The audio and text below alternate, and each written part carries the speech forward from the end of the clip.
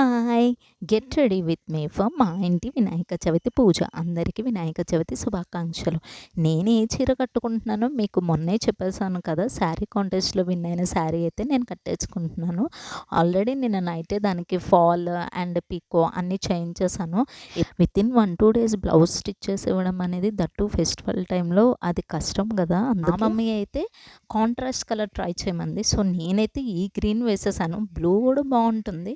So, ఎప్పుడులాగానే fair and lovely powder, sticker, eyeliner and kajal stick పెట్టుకొని, lipstick పెట్టుకొని ready అయితే అయిపోయాను.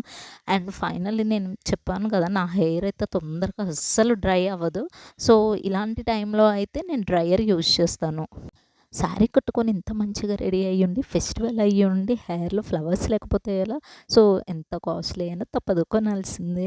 హెయిర్‌లో ఫ్లవర్స్ పెట్టేసుకున్నా. అండ్ ఈ రోజ్ ఫ్లవర్ అయితే ఆ ఫ్లవర్‌తో పాటు తెలిసిన అక్కే సో, ఎక్స్‌ట్రా ఇచ్చింది. ఎప్పుడులాగానే మీషో జ్యువెలరీ ఇదైతే సెట్.